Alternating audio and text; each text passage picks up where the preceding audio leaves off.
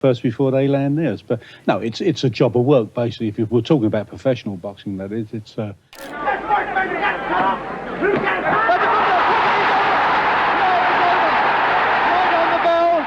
He knocked down Muhammad Ali with a single left hook. The crowd exploded.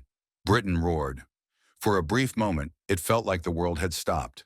A humble Londoner named Henry Cooper had just dropped a young, brash Cassius Clay, soon to become Muhammad Ali, onto the canvas. But while that moment is immortal in boxing history, few talk about what happened after. Henry Cooper became a national icon, and then he lost it all, his belts, his fortune, and eventually his peace of mind.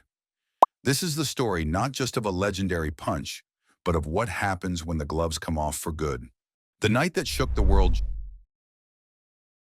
June 18, 1963. Wembley Stadium was electric. In one corner, Cassius Clay, flashy, fast-talking, a rising star from America with Olympic gold and endless confidence. In the other, Henry Cooper, the local hero affectionately known across Britain as our Henry. Clay had arrived in London full of swagger, calling Cooper a bum, a nobody. British fans rallied behind their man. They weren't just backing a boxer. They were standing up for a national identity. When the bell rang, few expected what followed. Cooper came out aggressive, refusing to be intimidated. Clay, known for his speed and sharp jabs, found himself matched blow for blow. And then came round 4. Seconds before the bell, Cooper landed his signature move, his devastating left hook, known as Henry's hammer. Clay hit the canvas hard. The undefeated future world champion was down, dazed, beaten. The bell saved him. But what happened in Clay's corner during that brief pause changed everything. The controversy, Glovegate. As Clay sat reeling, his trainer, Angelo Dundee, sprang into action. According to observers, and later Dundee himself, he used smelling salts to revive Clay, a move that violated British boxing rules. Then came a move many still debate to this day. Dundee pointed out a small tear in Clay's right glove. He demanded it be replaced. Officials were called in, causing a delay. Cooper believed that break gave Clay time to recover, possibly a full minute, though official records say only 6 seconds were added. Decades later, Dundee admitted he deliberately widened the tear to buy Clay more time. Was it cheating or just smart corner work? For Cooper, it didn't matter. He believed he'd been robbed of the victory of a lifetime. The fight slips away. When round 5 began, Clay was no longer dazed. He was angry and focused. He came out with a flurry of punches, opening a deep gash above Cooper's eye. Blood poured down his face. The referee had no choice but to stop the fight. Clay won. Cooper lost. But Cooper didn't walk away empty-handed. That night, he became a hero in Britain. He had floored the man who would soon become the greatest boxer of all time. It was a loss, but it felt like a win. Life after boxing, the unseen struggle. Cooper fought for 8 more years before retiring in 1971. But the toughest opponent he ever faced wasn't in the ring. It was life outside of it. Unlike modern fighters, Cooper didn't walk away with millions. He had fame, but fame didn't pay the bills. Opening a grocery store, it failed. Then a health club, that failed too.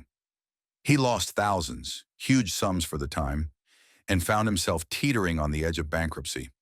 In the 1970s, he became the face of Brut Cologne. The ads were a hit. "Splash it all over," he said with a grin, becoming a pop culture staple. But behind that smile were mounting debts, failed business ventures, and growing anxiety. He tried to stay in the public eye, taking on speaking gigs and endorsements. But every step forward came with another setback. Failed investments, shady business partners, legal trouble, gambling connections. Even an insurance company he was tied to came under investigation.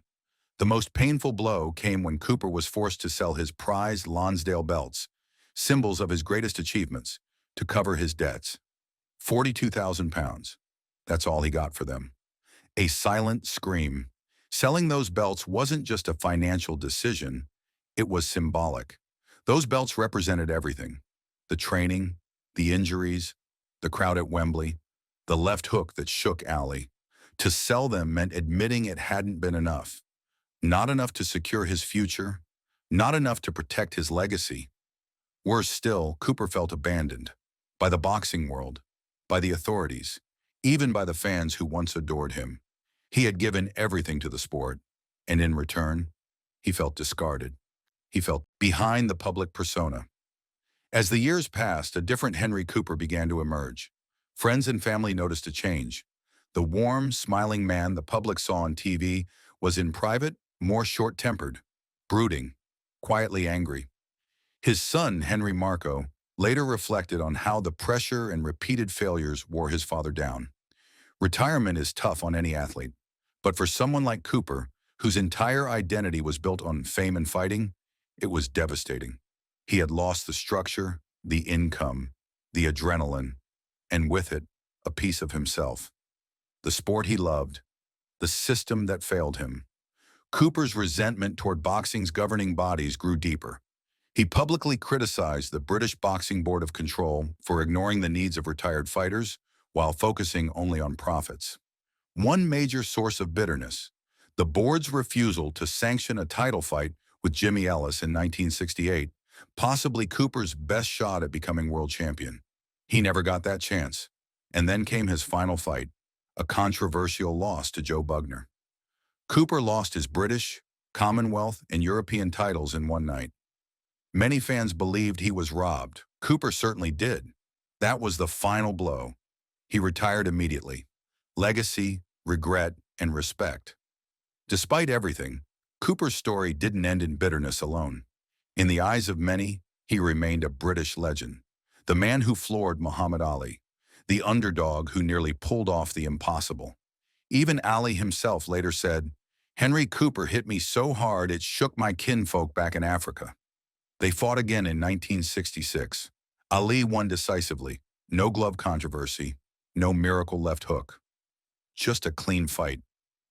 But that first bout, it never left either of them. The real tragedy. In the end, Henry Cooper's biggest fight wasn't against Ali or Bugner or any opponent in the ring. It was against a world that forgot him too quickly once the spotlight moved on. Debt, disappointment, depression. He didn't get knocked out in one punch. He faded over years, chipped away by failures, regrets, and a sense that he was no longer needed. And yet, to this day, he's remembered. Not because he won a world title. He never did. Not because he built a business empire. He couldn't. But because, for one split second in 1963, Henry Cooper made time stop. He sent Muhammad Ali to the canvas and made a nation believe. Final thoughts. Henry Cooper's story is more than a sports biography. It's a cautionary tale about fame, about money, about identity, about how quickly things can fall apart once the cheering stops. In the ring, he was brave. Outside it, he was vulnerable. But through all the hardship, he remained undeniably ours, our Henry, the pride of Britain. He may have lost the belts, but he never lost the respect. Let us know, do you think Henry Cooper ever got the recognition he truly deserved? Drop your thoughts in the comments, and if you appreciated this story, don't forget to like, share, and subscribe. More incredible stories are on the way.